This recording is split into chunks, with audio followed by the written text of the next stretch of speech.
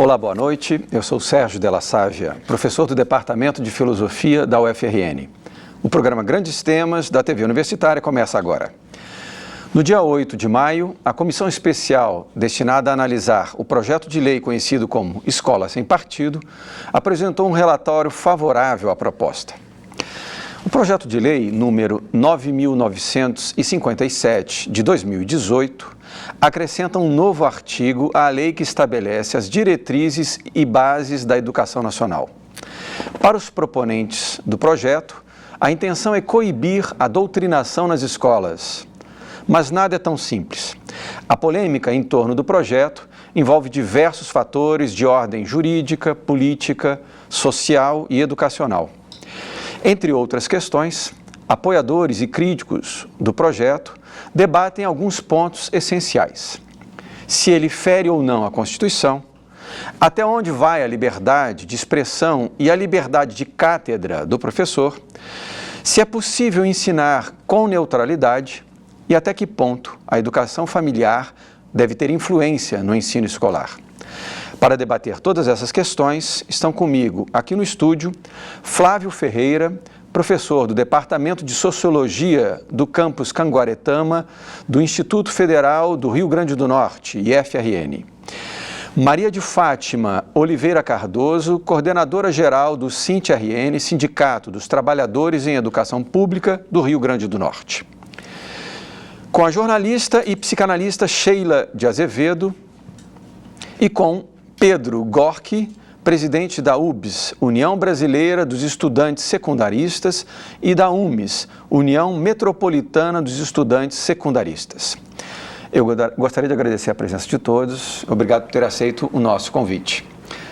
E antes de iniciar o tema de hoje, peço a você de casa que fique conectado com a gente. Você pode enviar a sua pergunta para o nosso WhatsApp, para o número 99193 6032 e participar conosco.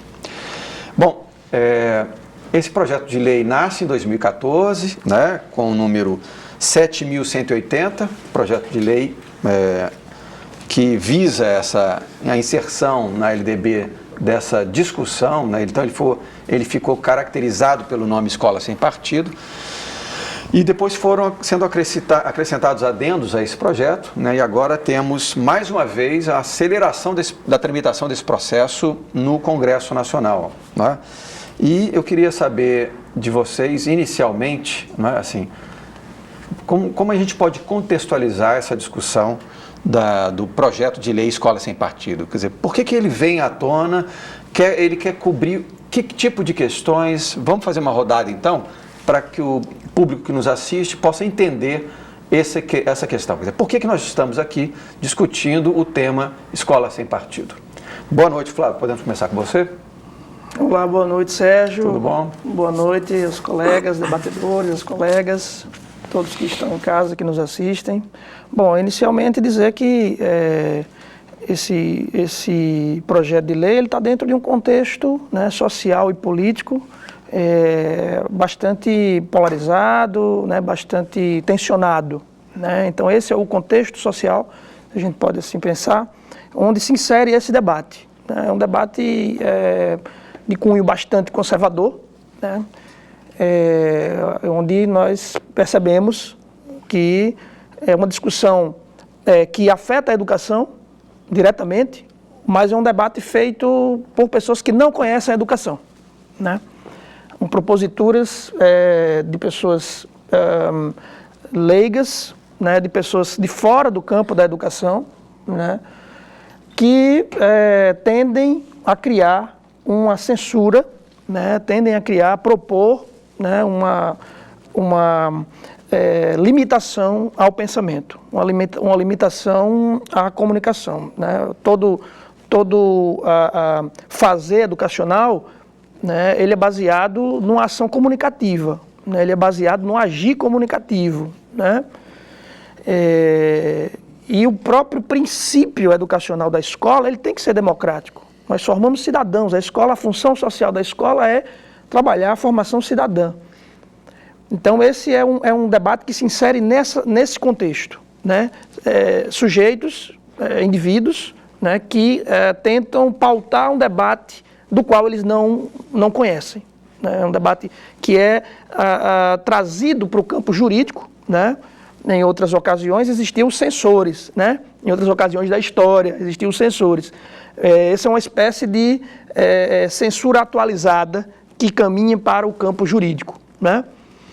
E, nesses termos, existem pareceres do Ministério Público Federal, decisão do Supremo Tribunal Federal, mostrando que esse projeto ele é inconstitucional. Né? Ele fere os princípios democráticos da Constituição Cidadã.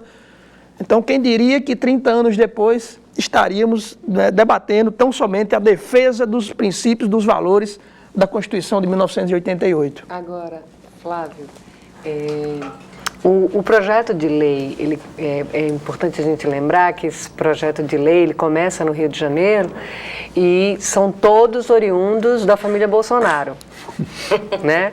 Tanto o deputado quanto o vereador tem sobrenome Bolsonaro, né? E para a gente contextualizar também nesse primeiro momento, que o projeto Escola Sem Partido é uma espécie de braço do Think Tanks, né, que é um movimento ultraliberal e que se insere nesse contexto, como você falou, conservador, né, e que, enfim, tem intenções que a gente precisa ficar muito atentos para que elas não se consolidem, de fato. Algumas coisas, infelizmente, já têm até se consolidado, já têm até se dado muita importância justamente para esse projeto. Já virou até projeto de lei, né?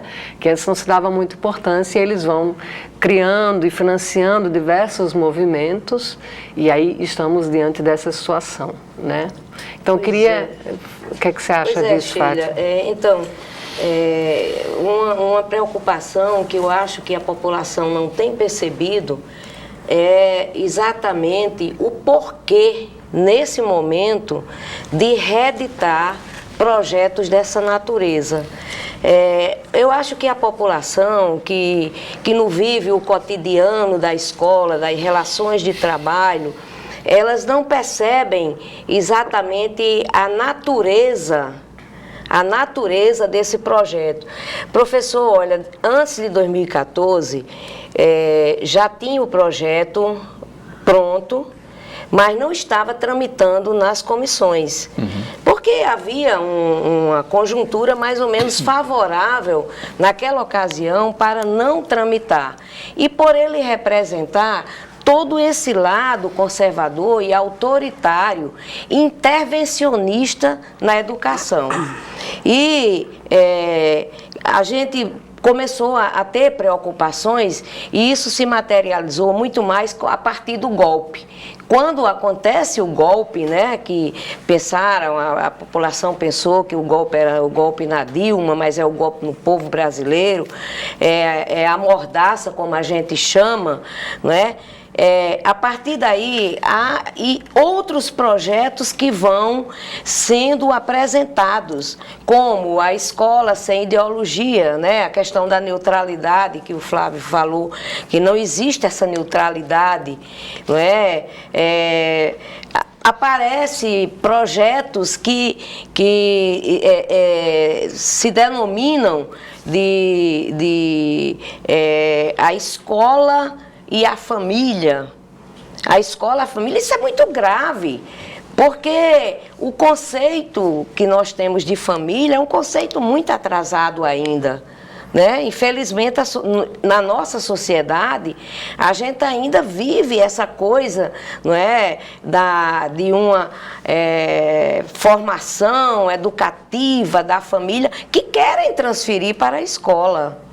E principalmente a educação básica. Eu acho que a educação básica, ela é a que está mais minada, porque você começa com a criancinha pequena e ela começa a lhe render obediência e ela começa a não questionar e ela começa a receber uma série de conteúdos, o conteúdo pelo conteúdo, sem nenhum processo de formulação do conhecimento mais amplo.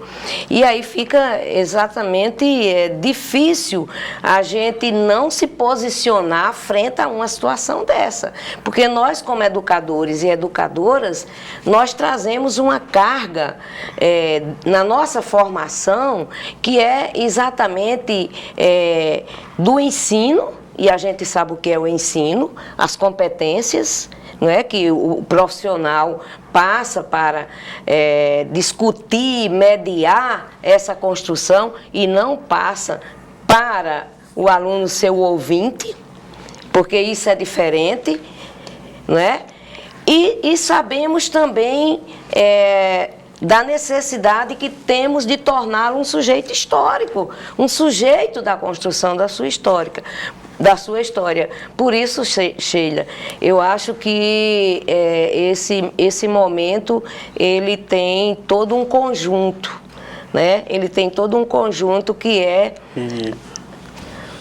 Eu acho que, inclusive, Pedro, você que é aluno, né? A gente está falando justamente de estudante. Como é que o meio estudantil está absorvendo esse processo? Boa noite a todos os colegas que vieram debater comigo esse tema tão importante, né? Boa noite, Sérgio. Eu acho que é muito importante dizer que a gente debater e trazer essa discussão sobre política, sobre educação e sobre escola, essa entrevista que propriamente dita se torna um ato contra a lei da mordaça, né? Se torna um ato contra esse projeto que quer realmente calar não só o debate na escola, né? Onde nasce todo o pensamento crítico de um adolescente, mas também, né, no âmbito da universidade, que está sendo atacada também pelos cortes, está sendo atacada inclusive, né, com a repressão, com a morte do canceler, reitor da UFSC, né, com a perseguição da reitoria da FMG. Acho que é importante pontuar, né, que uma iniciativa como essa da TVU de debater é importante para posicionar a universidade, né, a academia, posicionar os estudantes também daqui, os professores contra, né, um projeto tão absurdo.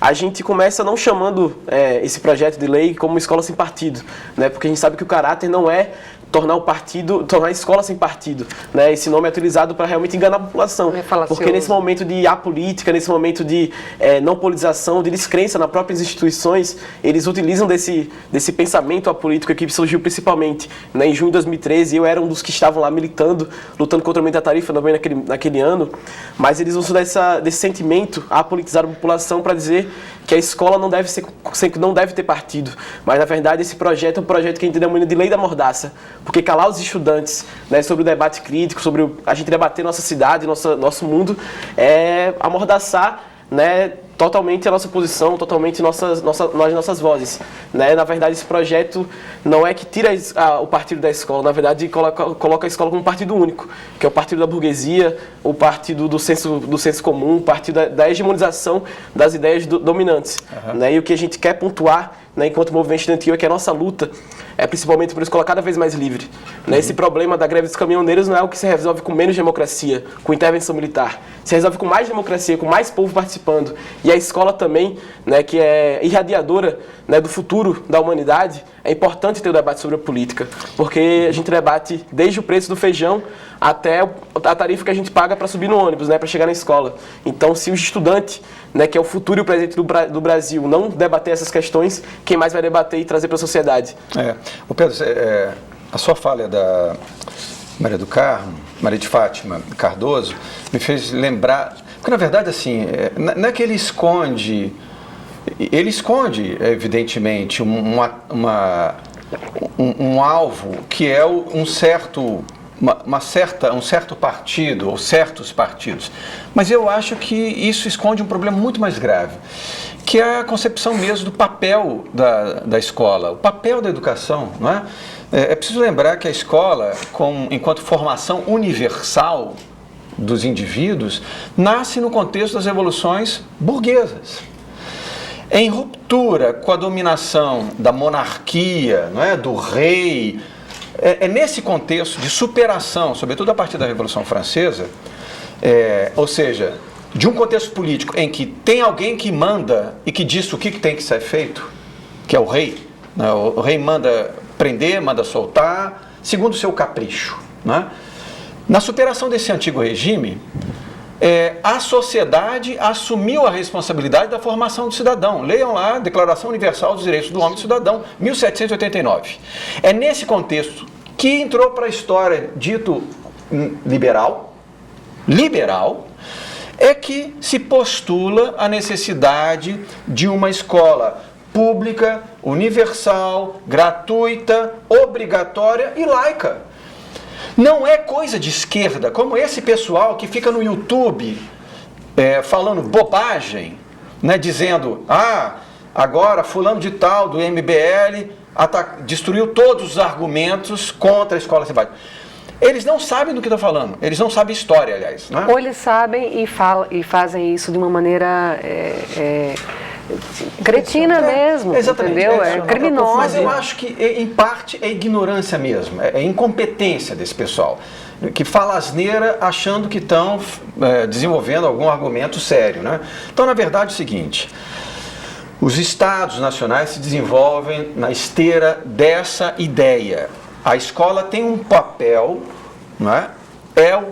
De arrancar o indivíduo da sua individualidade, da sua particularidade, e inserir ele no contexto universal, ensino das ciências, etc.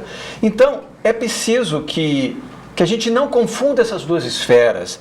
A experiência familiar, ela lega para o indivíduo uma série de valores, etc. Agora, não é suficiente. Não é nem essa questão, Pedro. Eu quero chamar a atenção é o seguinte: não é função precípua da escola confirmar ou revogar os valores da família. Não é papel da escola isso.